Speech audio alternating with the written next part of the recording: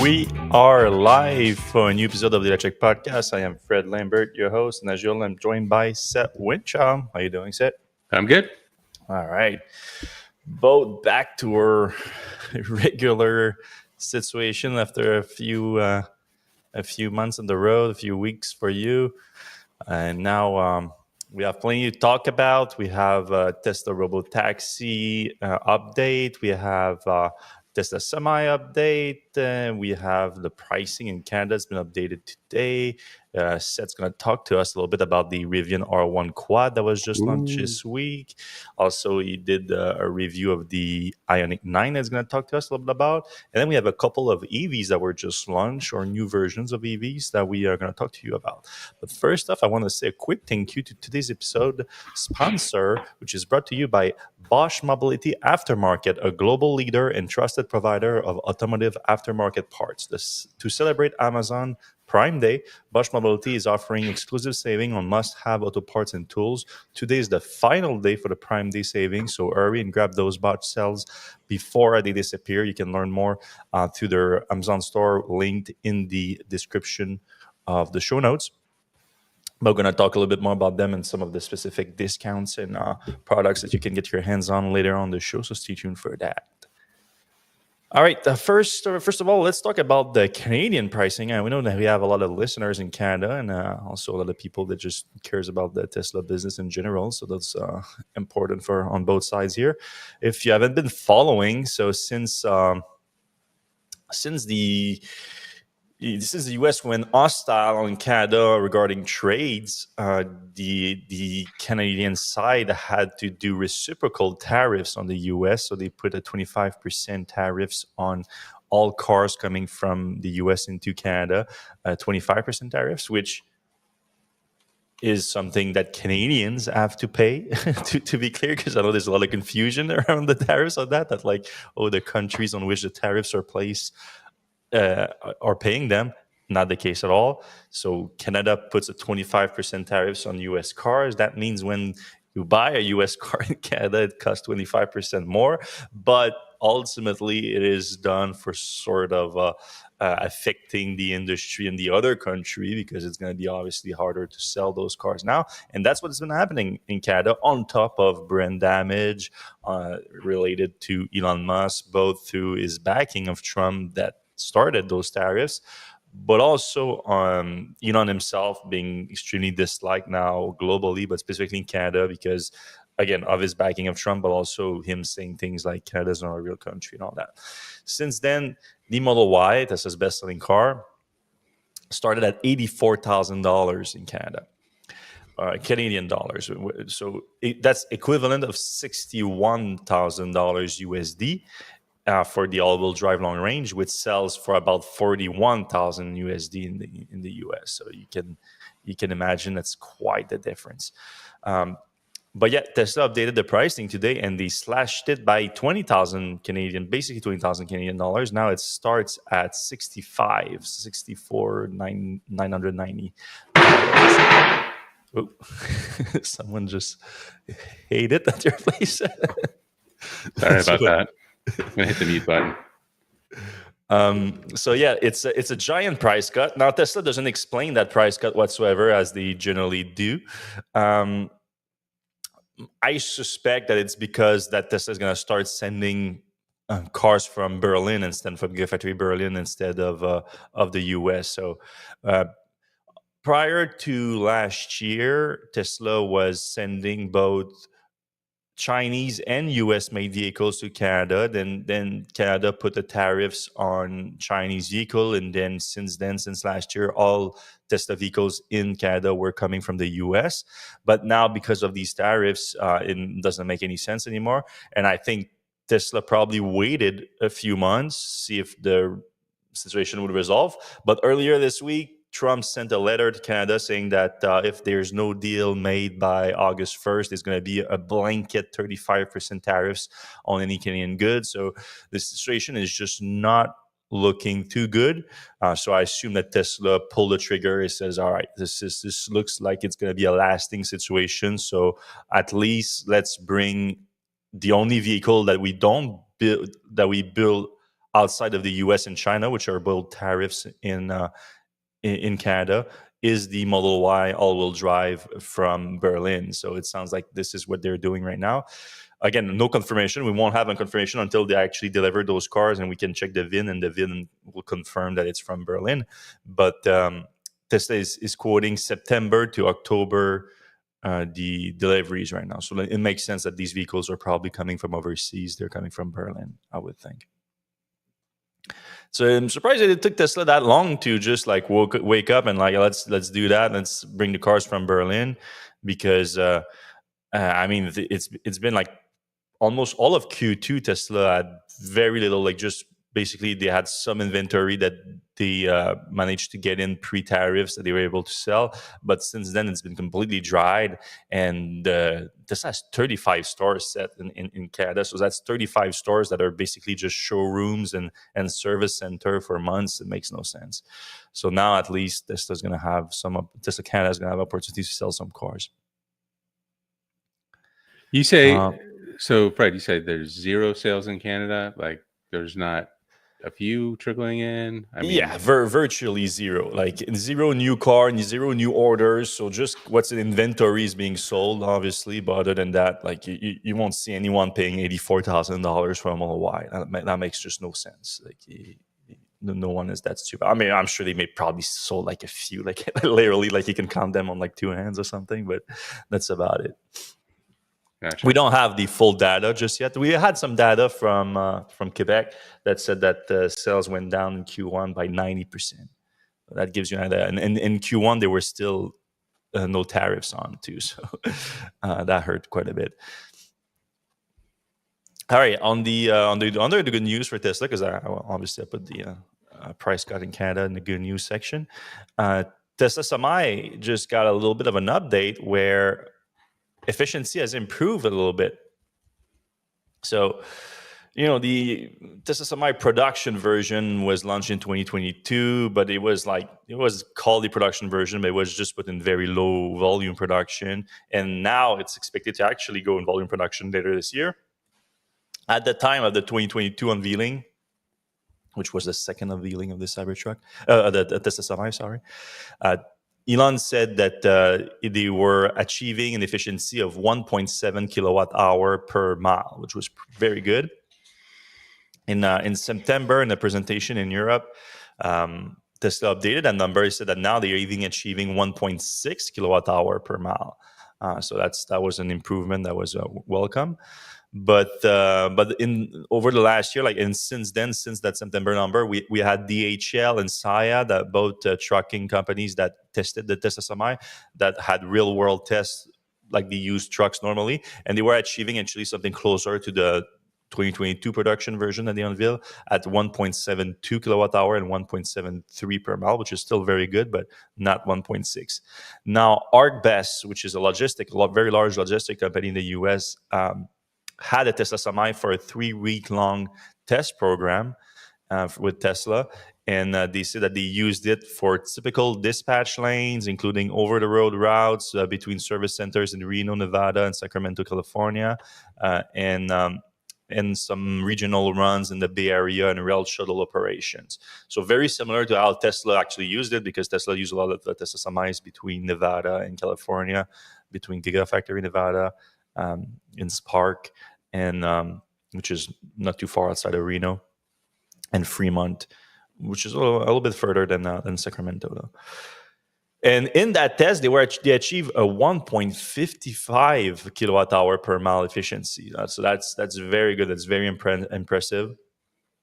They said that the truck logged 4,494 miles, averaging 321 miles per day during that test period. So that's not huge. Obviously, a lot of long haul. It's not like Tesla Semi is. I don't think it's quite ready yet to be like a long haul trucking situation. I don't think that's quite that, because you won't be able to do more than 500 or so miles per day. Maybe if you're really pushing it, like 700, 800. Which is a lot still, but there's truckers that bang 5,000, 4,000 miles in the whole week. So they did that over 3 weeks. So it's not exactly the same situation, but it's still very good. And the efficiency of 1.55 kilowatt hour per mile makes it very valuable on the cost of operation side of things. Now, we did discuss over the last few months that we are getting some data that points to the Tesla Semi sticker price being way higher than originally announced. So it was originally announced 150 for the 300-mile version, 180 for the 500-mile version. That was in 2017, so you can forget about that. But still, people were expecting $250,000. What I'm hearing, it's closer to $400,000 now.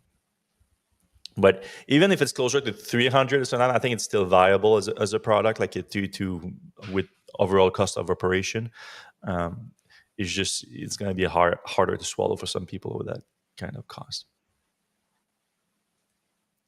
All right. We got a very interesting example here of who actually trusts Elon Musk, and that category is getting smaller and smaller every day. It feels like, but now it looks like unless you're a Tesla shareholder, you basically have no trust in Elon Musk. Because look what happened this week. That was very interesting. Elon went on Twitter and said that. Waiting on regulatory approval, but probably in a month or two, Tesla is going to launch Robotaxi in the Bay Area in California. That was a big announcement. Like a month or two, Tesla is going to launch Robotaxi in the Bay Area. Huge announcement. Tesla stock went up like 5% on that tweet. It was a big deal. But then you look at the prediction market. So Polymarket has the odds on Tesla launching Robotaxi in California in 2025. So that is directly related to the question. And the odds actually went down on the CEO of the company announcing that it's going to happen in a month or two, which is way within 2025, obviously. And as he said, like before he said that, the odds were closer to 30% happening, 25% maybe just before he said it. And then within the last few days since he said it, since July 9th, the last 2 days, it went down to now just 18.5% chance of Tesla launches the service in California based on prediction market. Now, to be fair, the prediction market is a little bit more severe than what Tesla calls a robotaxi, like it does in Austin. It cannot have any supervision inside the vehicle, like in Austin right now, and it needs to be broadly available to the public, so not invite-only program, again, like in Austin right now. But it still does show, like, you know, the CEO of the company tells, like, this is happening a month or two now, and then the odds decrease on this actually happening on prediction markets, which are actually pretty good at predicting this stuff. I mean, $200,000 has cycled through that specific market, so people are actually bidding on this quite heavy. And you know what's crazy? That market did pretty good to say that, because Elon says the waiting on regulatory approval. So regulatory approval is the bottleneck here in California, but probably happen in a month or two. So Reuters reached out to the California DMV, which operates a lot of the permits that you need to have to launch as a service. And then the DMV said, to date, Tesla has not applied for either driverless testing or deployment permit, two of the permits that you need to have to make this happen. So Elon says it's happening in a month or two, but we're waiting for regulatory approval. And then the regulators are like, you guys haven't even applied yet. So yeah, Elon has quite the case of the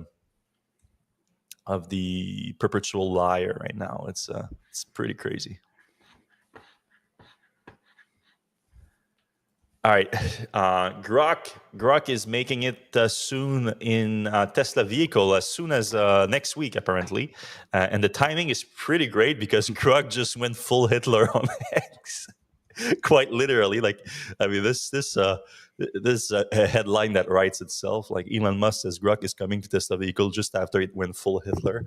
And I'm not kidding here. Like, it started praising Hitler. It started calling itself Mecha Hitler, like a mechanical Hitler.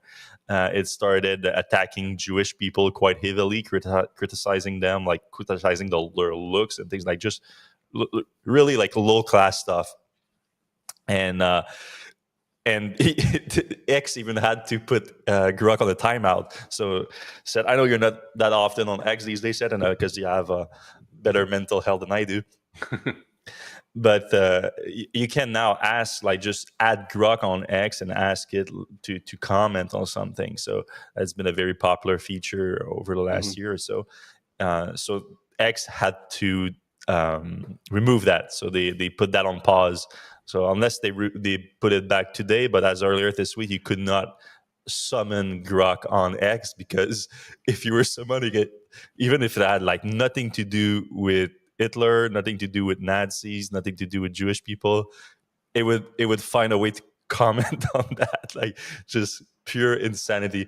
I put some example on this there. It's like you have to laugh because it's just so crazy. So we thought, all right, I thought for sure they're gonna take a little step back from Grok. The CEO of X resigned shortly after. She didn't say it was before that because of that, but it's you wouldn't really want to be associated with this whole thing as it unfolds. But so you would think, okay, they will probably like keep Grok quiet for a few days. No, like Elon launched Grok 4 2 days after that happens, and Grok 4 is still being tested. Like, I mean, if you believe everything that XAI said, it basically inches up just over ChatGPT o3 model and Gemini 2.5 from Google, but it hasn't been fully independently tested just yet. So I would be careful about those claims. I've used it a little bit myself, and I didn't see that much of an upgrade from Grok 3, and I'm personally more of a o3 user from OpenAI. But we already see some very concerning thing with Grok, like a user asked Grok to comment to see which side are you on the IDF, Israel versus Palestine versus Gaza and Hamas, and and the Grok, you can see it like most LLMs now. When you ask the question, you will see the reasoning. Like they would show what they're doing to come up with the answer. And the first thing Grok did, Grok 4, the brand new Grok 4, is search for Elon Musk's opinion on the war between Israel and Gaza. That was the first thing it did. So for its truth-seeking AI to give you an opinion on the war, it was the first thing it did. It was search Elon Musk's opinion on the war. So that tells you everything you need to know about Grok, basically. But yeah, it is coming to Tesla vehicles as soon as next week, apparently, and a lot of people making a big deal out of this. But honestly, like Seth, I don't know about you, but I think that the LLM's integration into vehicles now is kind of becoming standard. Like the Hyundai and Rivian that you just tested, have they any LLMs in there? Some AI? Hyundai, it was a few weeks ago, but they were definitely, I think both were working with Amazon. So, okay. I don't know if it's, I mean, Amazon's Alexa's got some AI smarts in it, but yeah, it's not quite there though. Right. But I mean, most premium automakers like Mercedes, Audi, all that are all incorporating ChatGPT now. All the Chinese automakers, even like the entry level ones, have a large language model integrated into the system. Some of them are like bigger ones, but a lot of them are just in-house developed too. It does make a big difference. I like it because it doesn't feel like a voice command where you have to have like the right command to say exactly. Like you kind of have to remember the exact phrase you need to say.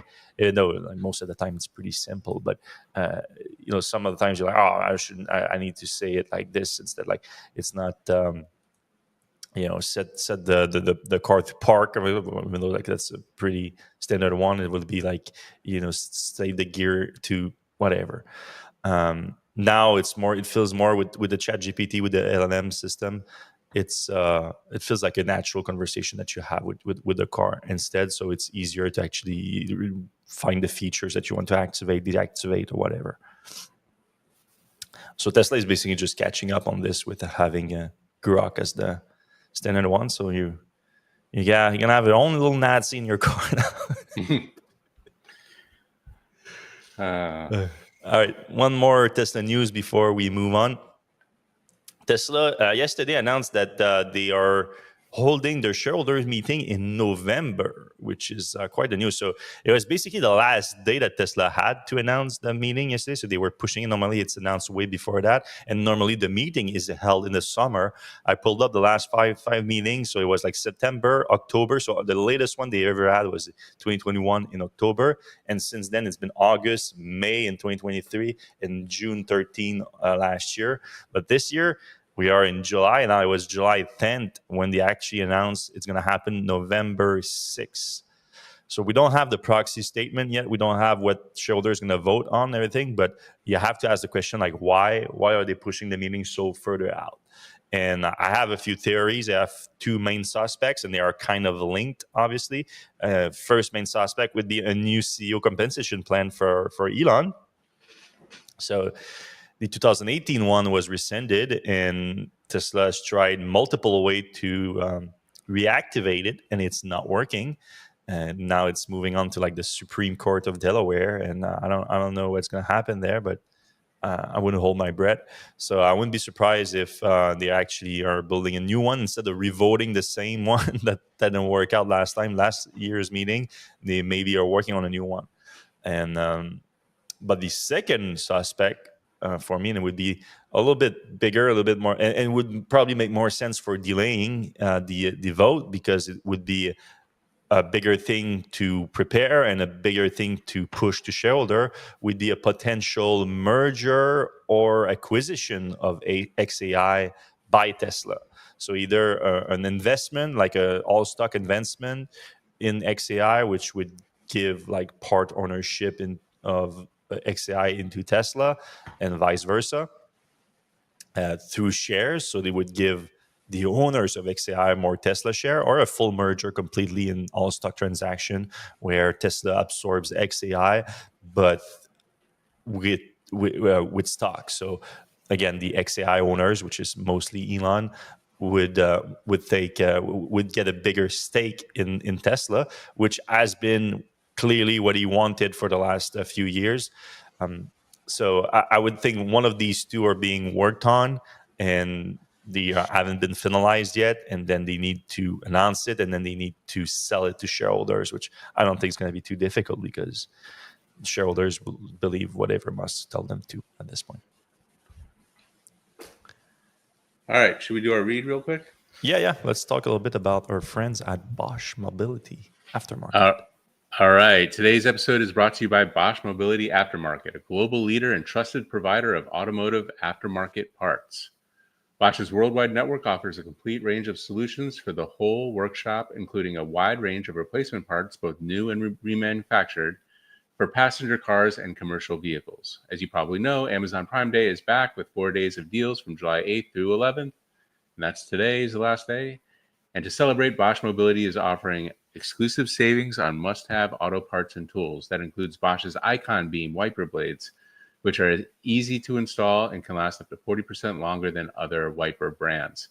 Whether you need wipers, HEPA air filters, spark plugs, brake pads, batteries, head to Bosch Mobility's Amazon store during Summer Prime Day for the best deals for your car and your wallet.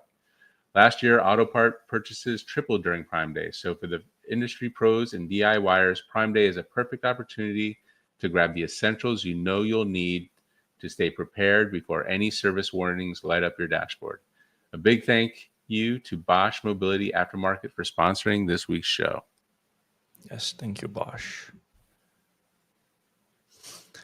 All right, we have a few more news items that we want to discuss in Seth's test drive, but at the end of the show, we're going to have some time to talk to you guys. So if you guys have any questions for us, whether about any of the topics that we are discussing today or any other topics in the EV world that you would want our take on, you can put them in the comment section below, whatever app that you're watching live right now. We're live everywhere, and we're going to be able to take your question in a few minutes.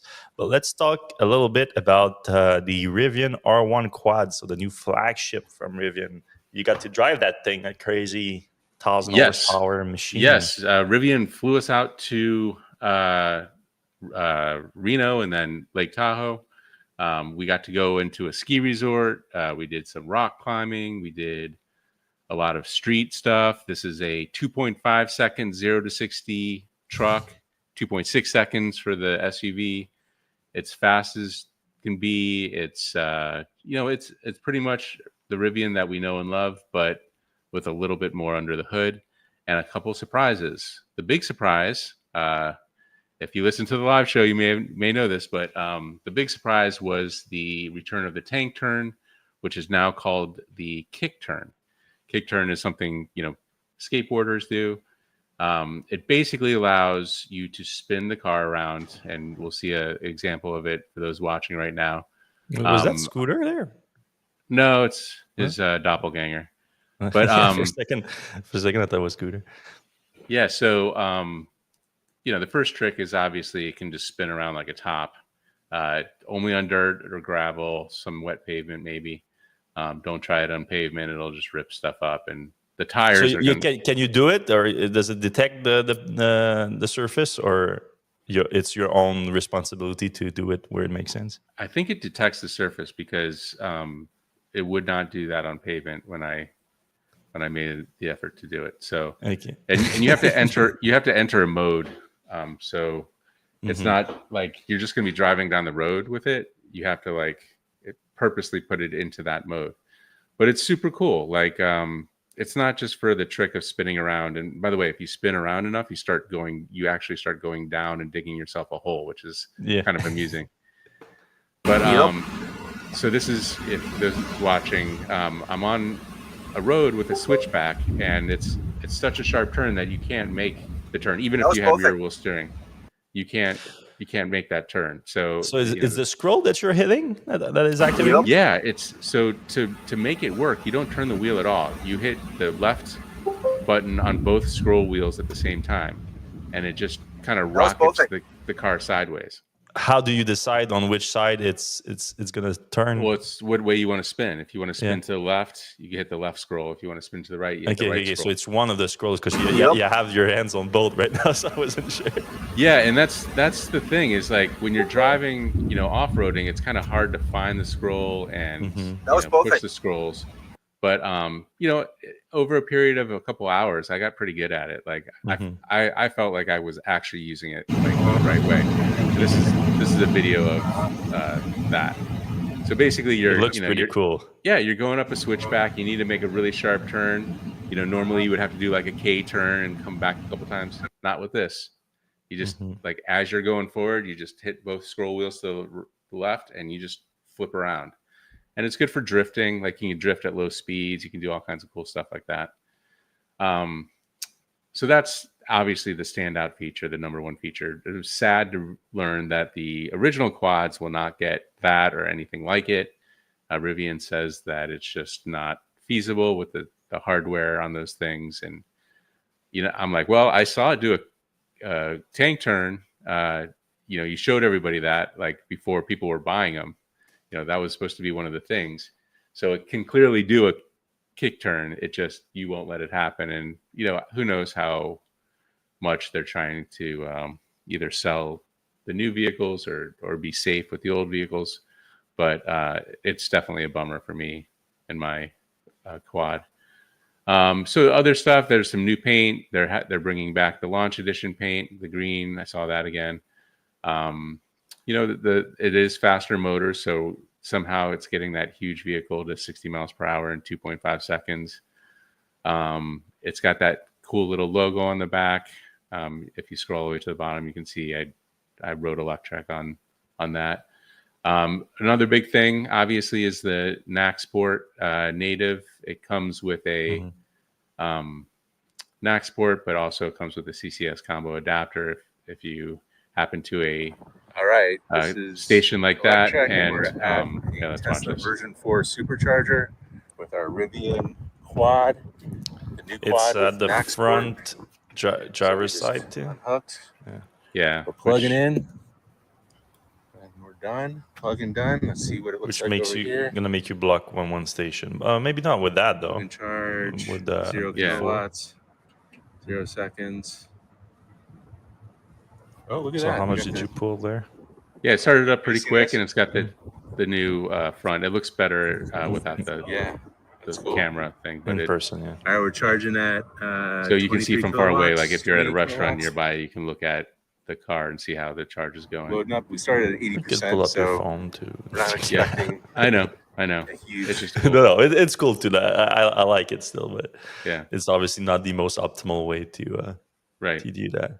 So I see a lot of people did complain that, like, with this 1,000 horsepower vehicle, and it doesn't come with ceramic brakes, right?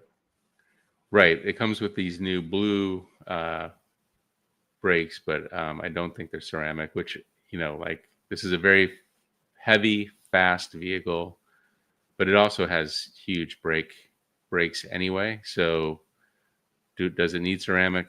It's hard to say. Like, I don't know that you're like ceramic brakes are usually for when you're going around a track and you're braking a lot. I don't know that. Repetitively, yeah. I don't know that Rivians are like that. I think also with the regen, it kind of heads off the need for ceramic brakes sometimes. Yeah, I agree. I saw a lot of people like making this is a deal breaker. You put ceramic brake on a 1,000 horsepower vehicle, but yeah, it's a 1,000 horsepower vehicle, but it's a 1,000 horsepower for a different reason than other 1,000 horsepower vehicles. Like, it's not, even though it has the 0 to 60 in 2.5. Like, I did the 0 to 60 in 2.5, whatever, 2.6 for the tri-motor version when they first launched the next gen, and that's the only time I ever gonna do that at a pickup truck, like on the test track, like doing that. Like, you don't really do that with a truck. It's 1,000 horsepower because, like, yeah, it's gonna be great at towing. It's gonna be great at off-roading, and it's gonna have the capacity to crawl up easily. But other than that, like, it's just because of all that, it can also do a 0 to 60 launch, but you won't go to the drag strip with it. You won't go on the racetrack with it. It would be kind of a weird thing to see a quad or 1T or 1S show up on the track.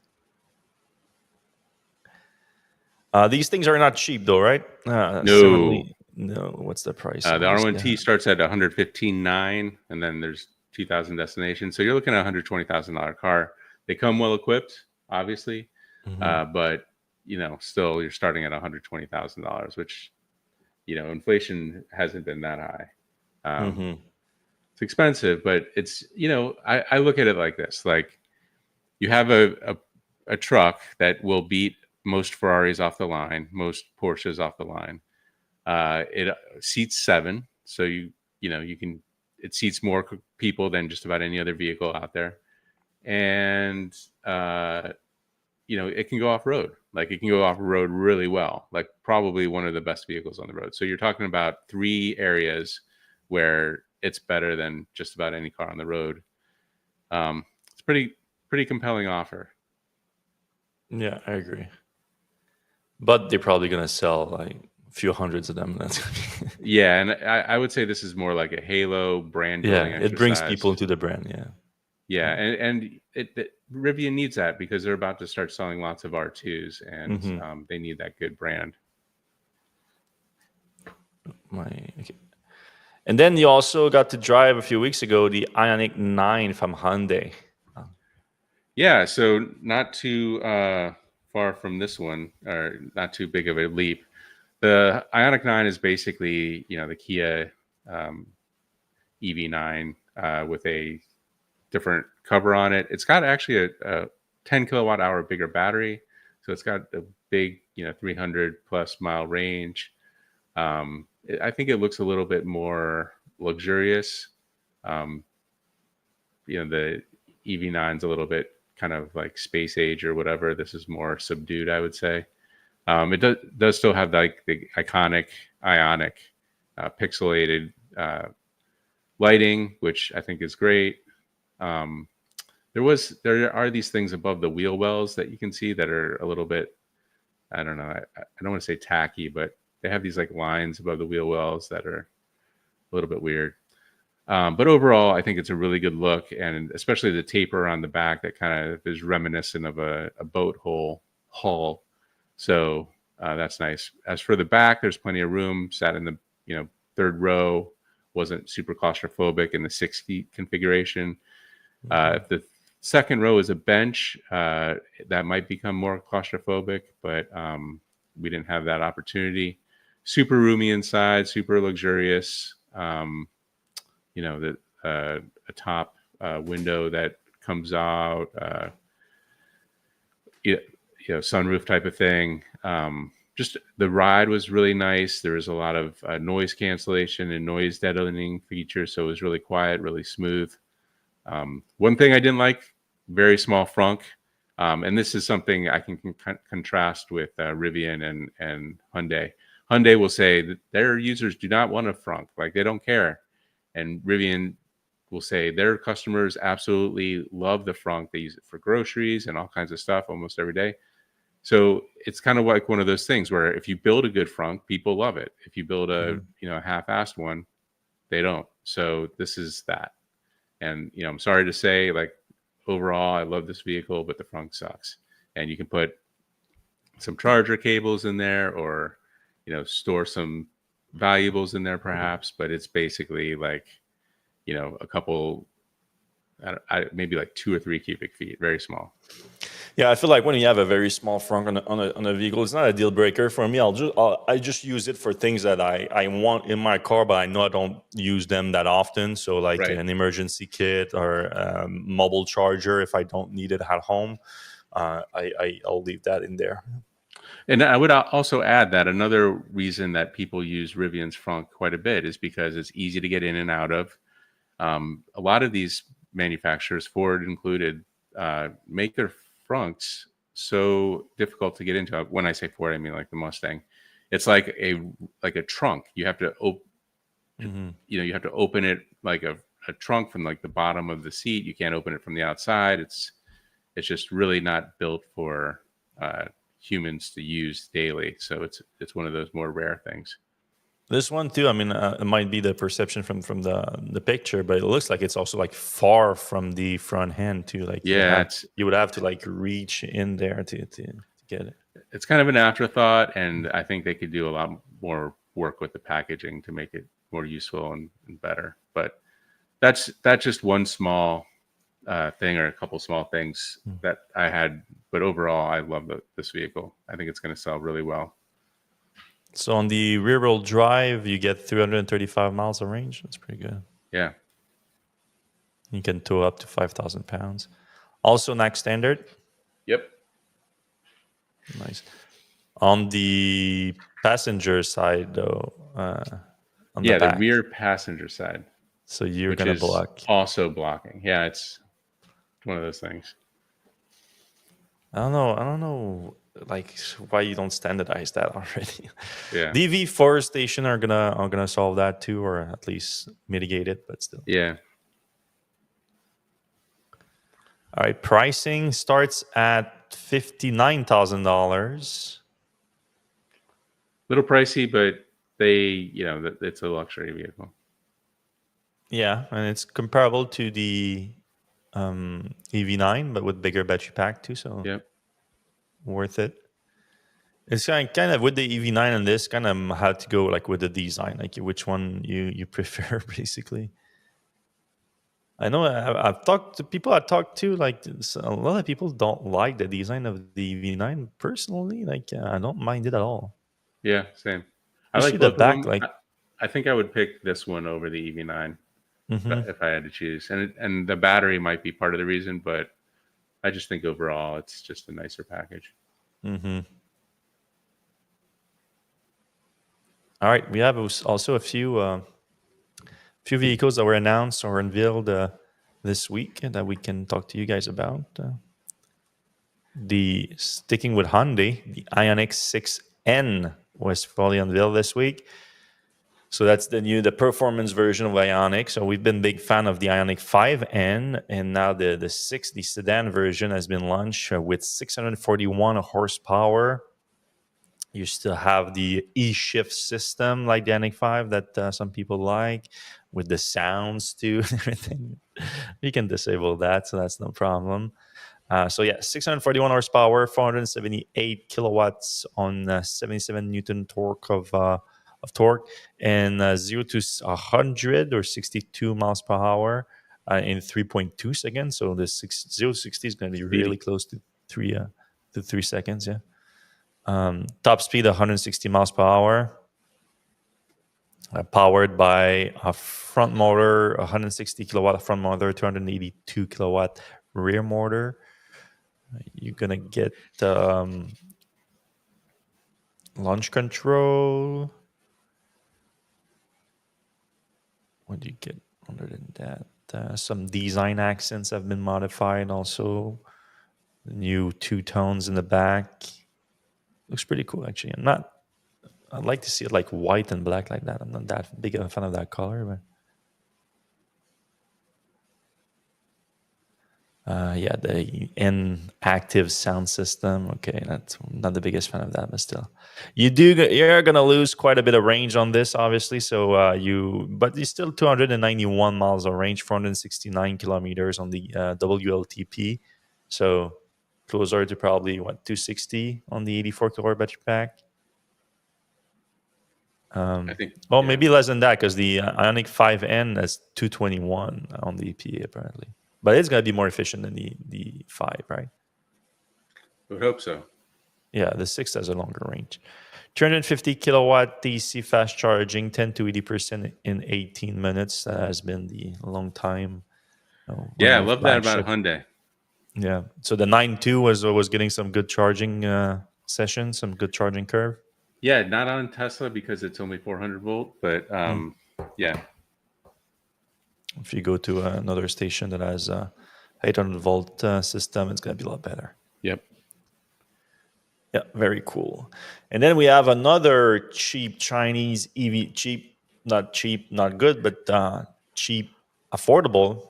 The Onvo L90 was launched. So Onvo is NIO's mass market brand, and it's the one that they think they're going to be able to go global with and really start to do some great volume. And this is the new 3-row. So it's a 3-row SUV starting at under the equivalent of $30,000. So 194,000 yen, about $27,000. And for that, what do you get? You get, like I said, a 3rd row with a curb weight of 5,000 pounds, 2,250 kilograms. You get it's actually bigger than the Lucid Gravity, apparently. So that's impressive. It's similar in size for the Chinese market to the Lioto L9. Look at that frunk. What is that? Like a leather couch in there?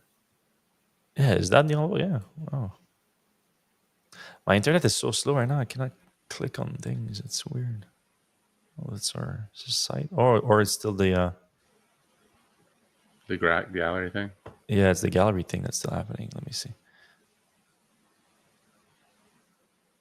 It looks like it's more like a little cushions that you can put in there, so make it a seat for like fishing in this seat case. Yeah. Oh, so yeah, I should say, by the way, the $27,000 though, it's with battery as a service. But even without the battery as a service, it's like competitive with like the Model Y at 279,001, so about $39,000. So you have a 6-seat and 7-seat configuration. Whoop, I just skipped the whole thing here. There's a 17.2 floating display in the car. 3-zone climate. The interior looks incredible for like a $30,000 to $40,000 vehicle. Captain seats in the middle, fully reclining, zero gravity mode. The display for the rear looks like plenty of leg room for the 3rd row. Yep. Another very competitive Chinese EV. So powered by an 85 kilowatt hour battery pack, claiming a CLTC of 605 kilometers, 267 miles. The CLTC is based on the Chinese standard. That's a lot lower speed, so don't expect the same on the WLTP or EPA if it ever gets there. Using the 900 volt system from NIO, so the same one that's in the ED9 that I got to test when I was there. All-wheel drive system, 440 kilowatts, 590 horsepower, 0 to 60 in 4.7 seconds, which is pretty good for a big SUV. There's some incentives to order right away, and this completes basically the lineup. Like NIO now has a very extensive lineup with the ES6. They have the ET9. They have the Firefly, and they have the Onvo. They have a full lineup with a smaller crossover SUV, and now they have their full-size SUV with the L90. So, very competitive market in China. All right, we can jump into the comment section now. All right, Carl in San Diego Mecha Hitler added to your Tesla. Still feel okay driving a Tesla? We should say that Grok is not going to come to most older Tesla, by the way. So I don't expect it on mine. I think it's going to be all in the latest infotainment system. I think in 2021 onward, probably should expect to get the Grok, but I don't think it's going to make it to the older models. Yeah, I wonder if it'll knock the price down a little bit. All right. Skeptic says, Carl, you talking about the AI garbage? I believe that's what he's referring to. Daniel DeYoung says, Seth, when you sleep in your Model Y, does your head face the front or the back, and how tall are you? I demoed one, and my head had to be at the back. Is that a comfy way to sleep? So one at a time. My head is always toward the front, and it also helps because it's sloped up a little bit. You don't want to be like feet up a little bit. The bed, the inflatable bed I got is pretty solid. It kind of evens the curve or the slope out a little bit. I'm 6 foot or almost 6 foot, but I do touch the bottom sometimes. And if you move the seats up a little bit, you can kind of avoid touching both ends. But it's fine. I imagine if you're like 6'5" or over, it can be uncomfortable, but my girlfriend and I were camping just this past week on our way to the solar race, so that was fantastic. It served its purpose really well, and obviously you got the skylight, you got the sound system, you got all the streaming services, you got the climate control. Like, it's really not a bad setup in there. Like, car camping deluxe style is pretty good. If you so you said your head is at the front where you're sleeping, but if the trunk is closed, can you have your head at the back looking at the screen for looking at the movie or something? Or I guess you could, but it does feel like it would be an upward slope a little bit. Yeah. It never occurred to me because the back is also kind of sloped down, so you don't have a lot of headboard room, I guess I would say. But I imagine you could do it, although you'd be looking from one end of the car to the others to see the screen. Yeah, that's fair. And we don't have the screen in the second row, so that wasn't an option. Yeah, and also it's tiny screen. Yeah. Skeptic says the two idiots created a perfect storm to turn Canada into a Chinese car market. Well, do it. They're not doing it.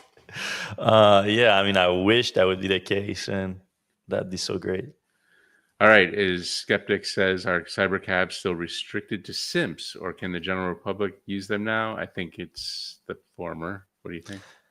Yeah, I mean, they sent out a few more invites, so I think they are targeting more like Tesla owners around Austin. So it's not just like the usual suspect on Twitter that praise Elon, but it's still not the wider public now.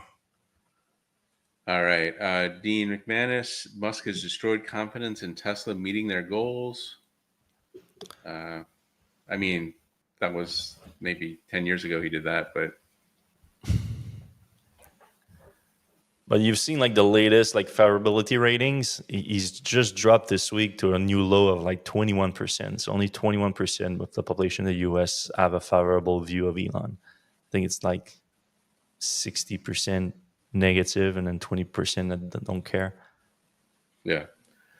All right. James says, question, is Tesla paying XAI to license Grok? What is XAI getting from Tesla to have it in the cars? I would assume so. I would assume it's a license deal. Like, we don't know the details yet, but we won't know anything until probably like next year, because Tesla has to report transaction between Tesla and other companies that Elon owns. So we'll know next year exactly, but for now we won't, unless Tesla straight up acquires or merge with XAI. All right. Skeptic says, I'm going to be pissed if I go to my garage and find a tiny mustache on the front of my bumper, the Mecha Hitler car. Yeah.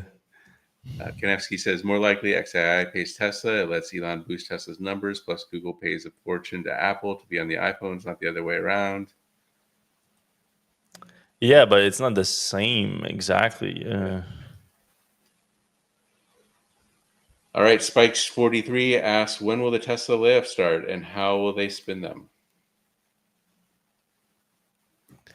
I don't know when they're gonna start. I would assume, I wouldn't be surprised if there's a wave of layoff this year. And I wouldn't be surprised if Elon would be ballsy, but I would be surprised if he goes like, "Oh, Optimus is getting so good now that we have to lay off people because Yeah. it's about to take their job," which is going to have nothing to do with Optimus, by the way. It's just going to be an excuse for it. But I wouldn't be surprised if he used that as an excuse. All right. Have there been details on Austin's surface expansion? If so, is it significant or equivalent to Waymo's service area? Still no highway. Highway less likely to have accident, but more deadly if it occurs. Yeah, exactly. So I don't think we expect highways because even Waymo is not on highways yet in Austin. But we should know exactly this weekend how far are they expanding. So basically, Waymo covers almost like the whole of like the metro, the downtown metro Austin, not the wider like suburbs area, but. We'll see if Tesla can catch up. But even then, like I don't know why people care about that much because even if it catch up on the size of it, it's the fact that they have drivers and then they have supervisors in them. That's really the real problem, the real bottleneck for Tesla ramping up. Because and also like Tesla right now, if they use the data that they have from the first test program since last month, it's not good data because it's all the Tesla all-ins on Twitter that they invited, and some of them like the Joe, I forget his name, the guy that does the drone video over the Gigafactory. He said, I think yesterday, that he did his 88th drive. So they're basically like driving around in circle just to show people like, hey, this is how great Tesla is. Like, I mean, That's I would Joe love, Techmeyer or something. yeah, take Meyer, exactly. I would love to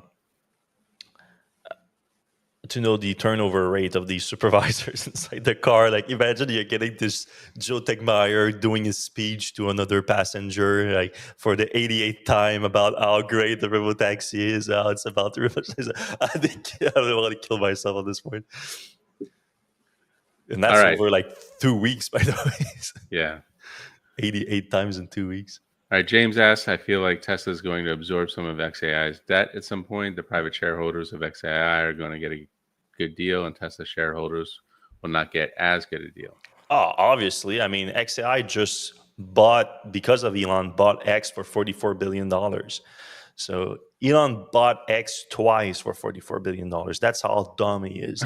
Now, and both of the times we really paid for it, it's Tesla shareholders. I mean, not yet, but like I'm expecting some kind of deal soon. So if that's the case, like Tesla shareholders gonna have to pay for it again, because even though they didn't directly pay for it last time, Elon sold tens of billions of dollars of Tesla stock, which sent the stock crashing. So they paid for it in one way there. And now they would literally buy it through XAI at a completely made up valuation, because like companies like Fidelity were involved in the Twitter acquisition. They had shares that they can resell or have like put in some of their funds, basically, so that people can invest in it.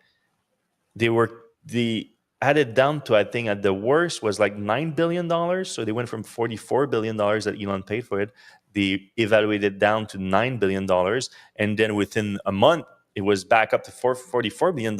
And that was one of the worst thing that I ever saw from like all the Elon sim. They were like, look, Elon did it. He brought the price back up to $44 billion, because Fidelity had to upgrade it to 44.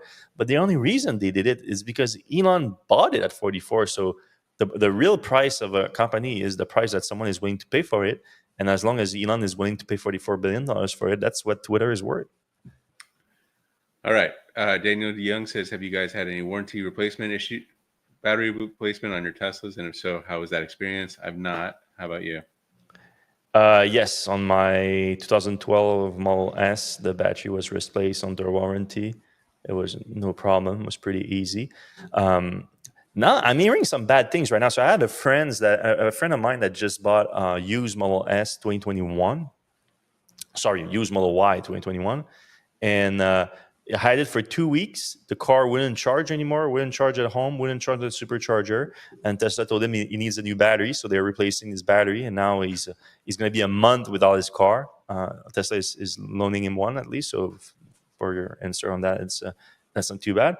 But now it's like 3 people that I've heard from 2020 to 2021 vehicles that had that happen over the last few weeks, where the battery stopped charging. You cannot charge it anymore. So that's a little bit worrying for me. All right, Lorenzo Bondini says, I think U.S. EV growth is going to continue because EVs are just better daily drivers. Do you have any demo info on new EV buyers to see it might be true? Can't just be early adopters these days. Yeah, that's correct. I think we're going to see EV sales crash in Q4 in the US just because of the tax credit going away, but not just because of it going away, but because the demand is going to be pulled forward into Q3. So that's going to create a demand slump in Q4. It's probably 2026 going to be a write-off too. It's going to be quite down a bit and everything. But what we've seen with the tax credit has gone away before, or like with the limit of 200,000 vehicles for the manufacturer that would sell them,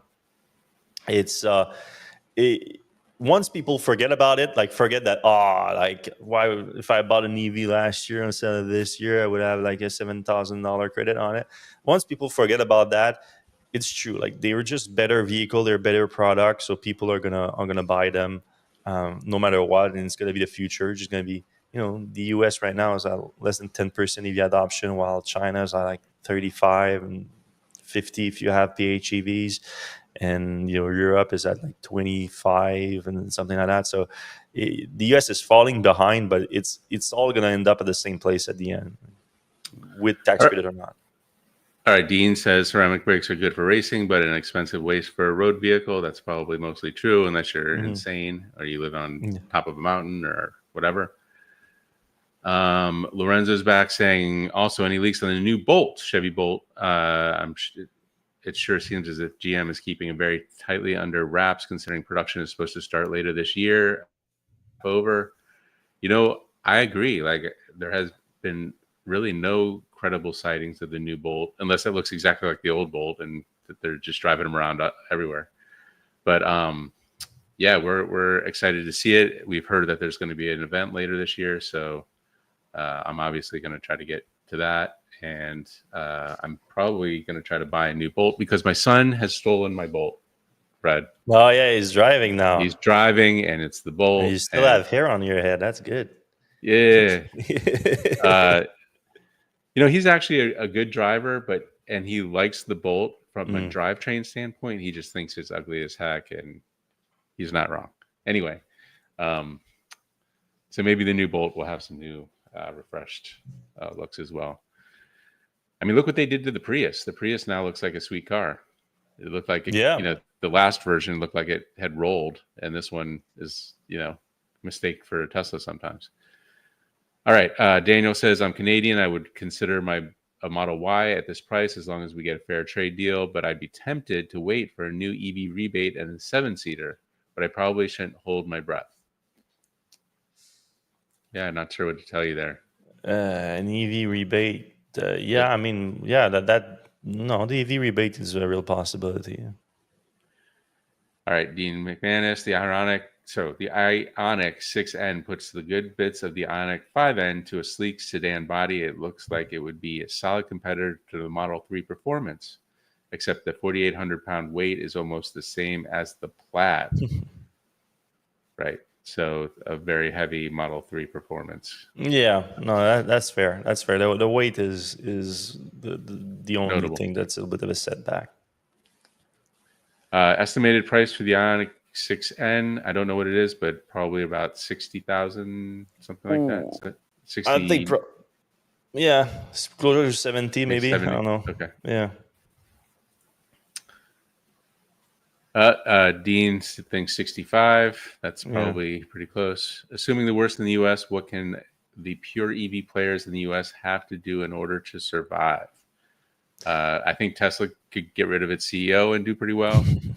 Tesla's going to survive no matter what. I think they're maybe talking about Lucid and Rivian and those. I mean, technically, Lucid and Rivian, like they're the least affected by this right now. Like as it goes away in Q4, I don't think it changed their sales that much because only a very few of their buyers probably have access to the tax credit through the lease. So it's like the leases, they're going to be a little bit more expensive, and the people that are actually buying those cars outright, they shouldn't have access to the tax credit in the first place.